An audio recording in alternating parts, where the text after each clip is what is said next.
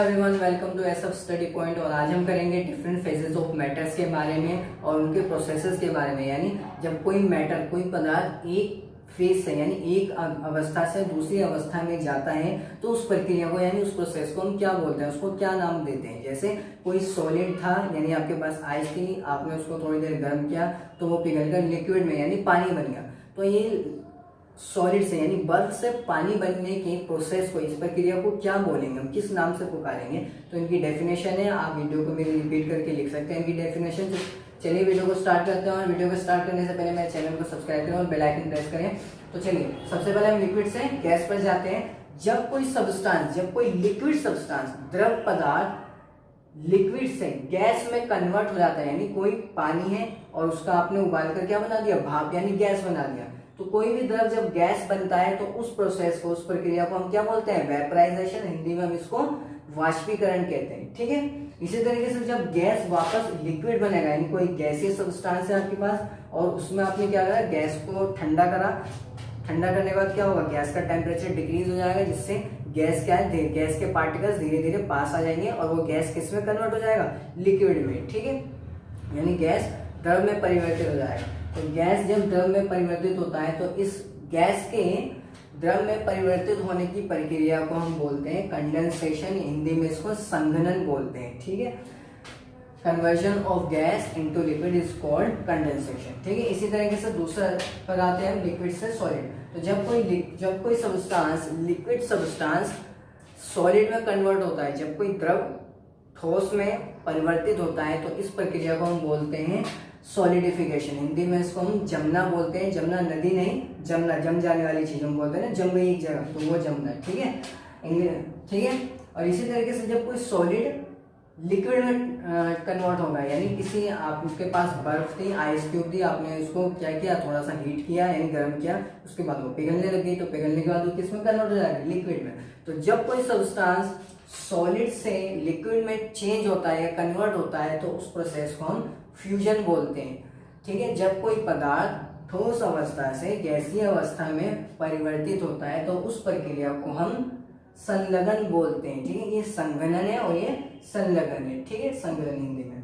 इसी तरीके से जब सॉलिड से गैस बनता है, डायरेक्ट गैस, सॉलिड से गैस बनने के दो तरीके हैं। एक तो ऐसा हुआ सॉलिड से पहले लिक्विड बना, फिर लिक्विड से गैस, और एक होता है सॉलिड से डायरेक्ट गैस बन गया। ये कौन सा है, जैसे जनरली अगर आपको, जैसे किसी पानी, आपके पास बर्फ है, आप बर्फ का गैस बनाना चाहते हो तो एक तो तरीका ही हो जाएगा, आप पहले बर्फ को धीरे धीरे थोड़ा सा गर्म करोगे, हल्के हल्के, तो वो क्या होगा, पिघल कर धीरे धीरे पानी बन जाएगा यानी लिक्विड बन जाएगा। ठीक है, और फिर उस लिक्विड को दोबारा गर्म करोगे तो वो कुछ देर बाद उबलने लग जाएगा और उबलकर वो गैस में कन्वर्ट हो जाएगा, गैस में तब्दील हो जाएगा। इस तरीके से आप कन्वर्ट कर सकते हो। और एक और दूसरा तरीका है कि सॉलिड को डायरेक्ट गैस में बदलने का। अब ये कैसा होता है, इसका एक एग्जांपल मैं आपको बताता हूँ, लेकिन ये आपको एक्सपेरिमेंटली बिल्कुल भी नहीं करना है, ये बहुत ही ज्यादा डेंजर एक्सपेरिमेंट होता है।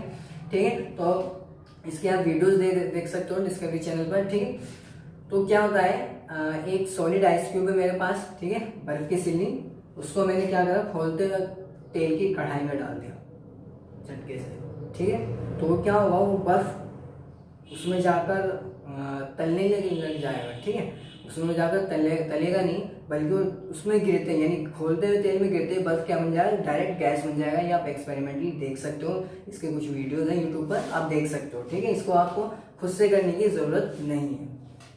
और इस प्रोसेस को हम बोलते हैं सब्लिमेशन। ठीक है, यानी जब कोई पदार्थ ठोस से डायरेक्ट सीधा गैस में परिवर्तित होता है तो उस प्रक्रिया को हम बोलते हैं सब्लिमेशन। हिंदी में इसको उदरपातन बोलते हैं।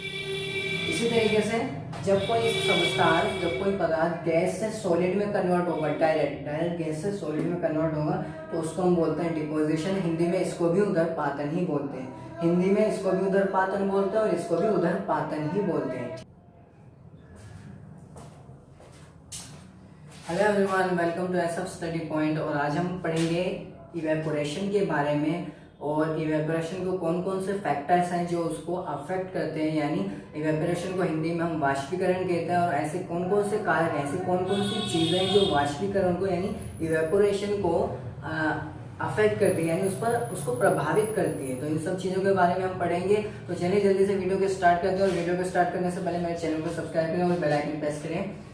तो चलिए, इवेपोरेशन, इसकी मैंने डेफिनेशन लिख रखी है। हिंदी वाले बच्चे मेरी वीडियो को रिपीट करके जो मैं बोलूँगा उसको डेफिनेशन लिख सकते हैं, और इंग्लिश वाले बच्चे इसे लिख लेना। The process in which water changes into vapours और गैस, ठीक है, वेपर्स का मतलब क्या है, gas, without reaching its boiling point is called evaporation.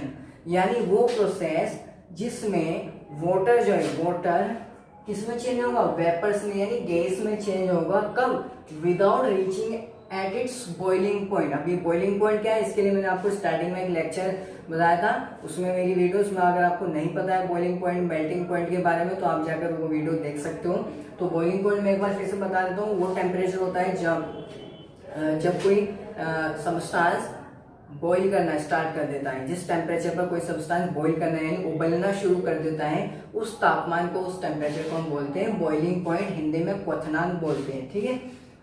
तो जब वाटर बिना अपने बॉइलिंग पॉइंट पर पहुंचे वेपर्स में यानी गैस में बदलने लग जाएगा, तो इस प्रोसेस को हम बोलते हैं इवेपोरेशन यानी वाष्पीकरण, ठीक है। कैसे, एग्जाम्पल के लिए भाई, जैसे गीले कपड़े होते हैं उसमें पानी होता है, आप घर पर छत पर जाकर सुखा टांग देते हैं उस कपड़े को रस्सी पर, ठीक है, या कहीं भी सुखा देते हैं। तो क्या हम उसको हीट करते हैं कपड़े को सुखाने के लिए, उसके नीचे आग जलाते हैं? ऐसा तो नहीं है हम उसके नीचे आग जलाते हैं, जैसे खाने पकाने के लिए चूल्हा जलाते हैं, तो ऐसा तो कुछ नहीं है। लेकिन फिर भी बिना आग जलाए कपड़ों में से पानी सूख जाता है, सिर्फ धूप की वजह से। अब धूप तो इतनी पास थोड़ी ना है, धूप में इतनी हीट थोड़ी ना है कि वो मतलब आके कपड़ों के पास बिल्कुल आंच की तरह काम करे और उसको पानी को सुखा दे। तो ऐसा क्या है, तो उसमें ये चीज़ होती है, उसमें क्या होता है, जो वाटर होता है, जब सूरज की किरणें उस पर पड़ती हैं कपड़े पर, तो उसके अंदर जो वाटर होते हैं वो धीरे धीरे वेपर्स में बदलने लग जाते हैं, ठीक है। इस प्रोसेस को हम बोलते हैं इवेपोरेशन। और इससे लेकिन एक चीज़ है, वाटर अभी भी अपने बॉइलिंग पॉइंट पर नहीं पहुंचा है। कैसे, अगर अपने, क्योंकि वाटर का बॉइलिंग पॉइंट कितना होता है, 100 डिग्री सेल्सियस। तो अगर कपड़े में जो पानी, अगर उसका टेम्परेचर 100 डिग्री सेल्सियस पहुंचा तो कपड़ा तो कब का जल जाएगा, ठीक है। तो इसलिए इससे साबित हो रहा है कि पानी जो कपड़े के अंदर वो बिना अपने बॉइलिंग पॉइंट पर यानी क्वथनांक पर पहुंचे वेपर्स में बदल रहा है। तो इसलिए इस प्रोसेस को हम बोलते हैं इवेपोरेशन यानी वाष्पीकरण। अब कुछ फैक्टर्स हैं यानी कुछ कारक हैं जो इस वाष्पीकरण को प्रभावित करते हैं यानी इसको अफेक्ट करते हैं, उनके बारे में हम पढ़ लेते हैं, ठीक है। तो फैक्टर्स अफेक्टिंग इवेपोरेशन, पहला है इंक्रीज ऑफ सरफेस एरिया। यानी अगर हम सरफेस एरिया, हिंदी में कहते हैं पृष्ठीय क्षेत्र, अगर हम बढ़ा देते हैं या घटा देते हैं, तो इससे इवेपोरेशन पर यानी वाष्पीकरण पर क्या असर पड़ेगा। तो यह इंक्रीज के बारे में, तो मैं भी आपको सिर्फ इंक्रीज के बारे में बताऊंगा। इनके में मैंने पॉइंट्स आपको नहीं लिखे, इनकी बस मैंने हेडिंग डाल दी, इनके पॉइंट्स आपकी एनसीईआरटी बुक में लिखे हुए हैं, आप वहां से देखकर लिख सकते हैं। तो मैं इसको समझा देता हूँ बस। इंक्रीज ऑफ सरफेस एरिया यानी जितना ज्यादा सरफेस एरिया होगा, जितना ज्यादा क्षेत्र होगा, जितने ज्यादा एरिया में पानी फैला होगा, वो उतनी ही जल्दी भाप में यानी वेपर्स में कन्वर्ट हो जाएगा। कैसे भाई, जैसे एक गिलास ले लो, एक गिलास में पानी ले लो और एक कटोरे में पानी ले लो, दोनों को एक जगह पर रख दो या फिर खिड़की के पास रख दो, तो आप देखोगे कटोरे का जो पानी है वो जल्दी सूख जाएगा, जल्दी गायब हो जाएगा, और गिलास का पानी अभी थोड़ा टाइम लेगा। यानी कटोरे का पानी सूख कर गायब भी हो जाता है और गिलास के अंदर अभी भी थोड़ा बहुत पानी रहता ही है। तो इससे क्या फर्क पड़ रहा है, क्योंकि गिलास में जो सरफेस एरिया यानी जो ऊपर का जो मुंह खुला हुआ है उसे हम सरफेस एरिया बोल रहे हैं, तो ऊपर जो मुंह खुला हुआ है वो बहुत कम है, और जबकि कटोरा जो होता है वो बहुत ज्यादा फैला हुआ होता है। तो यानी कटोरे का सरफेस एरिया ज्यादा है और गिलास का सरफेस एरिया कम है। तो जब सरफेस एरिया ज्यादा होता है तो भाई कोई चीज अगर ज्यादा खुली हुई है तो उस पर ज्यादा से ज्यादा धूप पड़ती है, ज्यादा से ज्यादा उस पर हवा भी आ चलती है, ठीक है। और अगर कोई चीज बहुत बंद है या फिर बहुत कम खुली हुई है तो वहाँ पर धूप भी बहुत कम जाती है और वहाँ पर हवा भी बहुत कम जाती है, ठीक है। तो इस वजह से जब सरफेस एरिया ज्यादा होता है तो रेट ऑफ इवेपोरेशन यानी वाष्पीकरण की दर बढ़ जाती है, और जब सरफेस एरिया कम होता है तो वाष्पीकरण की दर कम हो जाती है, रेट ऑफ इवेपोरेशन डिक्रीज हो जाता है। तो इस चीज को पॉइंट का ध्यान रखना। इसी तरीके से इंक्रीज इन टेम्परेचर, अगर हम किसी चीज को पानी को गर्म करते हैं, पानी का ही एग्जांपल लेते हैं, अगर हम पानी का टेम्परेचर इंक्रीज करते हैं तो रेट ऑफ इवेपोरेशन इंक्रीज कर जाएगा। कैसे भाई, आप पानी को गर्म कर दो, उसको हीट करो तो वाटर वेपर वाटर जो है जल्दी जल्दी वेपर्स में कन्वर्ट हो जाएगा। आप एग्जांपल के लिए आप 2 कटोरे में पानी ले लीजिए, एक कटोरे में सेम इक्वल अमाउंट में पानी लेना है, एक कटोरे में पानी जो है आप उसको साइड में रख दीजिए और दूसरा कटोरे में जो पानी उसको आप चूल्हे पर आंच पर रख दीजिए। तो कौन जल्दी वेपर्स में बदलेगा? सिंपल इजीली है, जो आंच पर है, चूल्हे की आंच पर है, वही तो जल्दी से बदलेगा वेपर्स में भाई, क्योंकि उसका टेम्परेचर इंक्रीज हो रहा है। तो इसलिए अगर टेम्परेचर यानी तापमान बढ़ाया जाता है तो वाष्पीकरण की दर भी बढ़ जाती है, रेट ऑफ इवेपोरेशन इंक्रीज कर जाता है। अगला है decrease in humidity. Decrease in humidity, पहले हम ह्यूमिडिटी को समझ लेते हैं। हिंदी में इसको आर्द्रता बोलते हैं। इसका मतलब क्या होता है, यानी जैसे आपने देखा होगा बारिश के दिनों में हवा बड़ी ठंडी चलती है। क्यों होती है ठंडी? क्योंकि बारिश के दिनों में क्या होता है, जब बारिश जो आती है, पूरी बारिश खत्म हो जाती है, तो हवा में यानी एनवायरमेंट, आपके वातावरण में पानी की बहुत छोटी छोटी बूंदें रह जाती हैं जो हवा के साथ चलती रहती हैं। इसलिए जब हवा चलती है तो और हमारे बॉडी पर जब हवा लगती है तो वो पानी के जो छोटे छोटे ड्रॉपलेट्स होते हैं, बहुत छोटे छोटे, वो भी हमारे बॉडी पर लगते हैं, बॉडी पर टच होता है, जिससे हमें बहुत ज़्यादा कंफर्टेबल, प्लीजेंट यानी ठंडा फील होता है। ठीक है, तो इसलिए बारिश के दिनों में हवा ठंडी चलती है और बहुत मज़ा आता है। तो बारिश के दिनों में मैंने आपको क्या समझाया, इसमें वाटर ड्रॉपलेट्स होते हैं, एयर के अंदर वाटर ड्रॉपलेट्स होते हैं, यानी पानी की बूंदें होती हैं, उसको हम बोलते हैं ह्यूमिडिटी। सिंपली अगर मैं बोलूँ मॉइस्चर, एयर में जो मॉइस्चर होता है उसको हम बोलते हैं ह्यूमिडिटी, आर्द्रता। अगर एयर के अंदर, वायु के अंदर पानी की मात्रा मौजूद है, पानी वैसा नहीं, बूंद बूंद, बहुत छोटी छोटी बूंद पानी की, तो उसको हम बोलते हैं आर्द्रता। अब एनवायरमेंट में पहले से ही पानी की बूंदें मौजूद हैं और आपने जो कपड़े धोए उस कपड़े में भी, गीले कपड़े में पानी पहले से ही मौजूद है।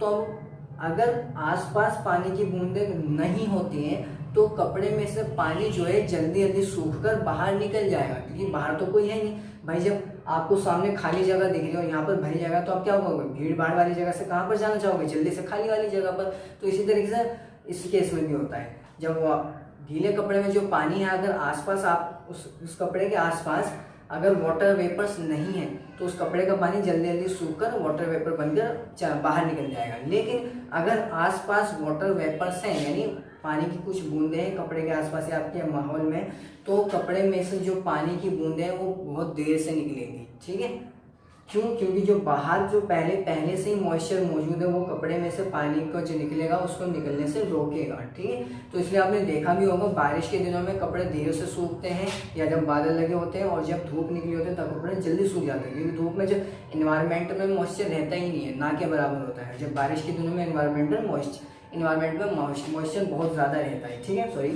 जबान कभी कभी फिसल जाती है मेरी। तो अगला है आपका increase in wind speed. Wind speed यानी अगर हम हवा की स्पीड इंक्रीज कर दें, आप एक एक्सपेरिमेंट करो, एक कटोरे में पानी लो, ठीक है, 2 कटोरे में पानी ले लो करके, एक को रख दो खिड़की के पास जहाँ पर हवा तेज चल रही है, ठीक है, और एक को रख दो ऐसी कमरे के अंदर। ठीक है, आप देखोगे जो खिड़की के पास कटोरा रखा हुआ है उसका पानी जल्दी गायब हो जाता है, यानी जल्दी इवेपोरेट हो जाता है। क्यों? क्योंकि खिड़की के पास खुला माहौल है, वहाँ पर हवा चल रही है, तो हवा क्या करती है, हवा पानी को धीरे धीरे यानी छोटी छोटी बूंदों के रूप में अपने साथ उड़ाकर ले जाती है। और जब हवा की रफ्तार बहुत ज़्यादा तेज हो जाती है तब तो और भी जल्दी जल्दी हवा जो है पानी की छोटी छोटी बूंदों को अपने साथ लेकर उड़ाकर ले जाती है। ठीक है, तो इसलिए जो खिड़की पर रखा हुआ जो कटोरा है उसका पानी जल्दी सूख जाता है, और जो कमरे के अंदर रखा हुआ कटोरा है उसके अंदर का पानी देर से सूखेगा, क्योंकि कमरे के अंदर हवा पहुँचती नहीं है, और पहुँचती भी तो ना के बराबर पहुँचती है, जो और इतनी नहीं होती कि पानी की बूंदों को उठा कर ले जाए कमरे के अंदर। ठीक है, तो ये अगर हम विंड स्पीड यानी हवा की रफ्तार बढ़ा देते हैं तो रेट ऑफ इवेपोरेशन, वाष्पीकरण की दर भी इंक्रीज कर जाएगी। ठीक है।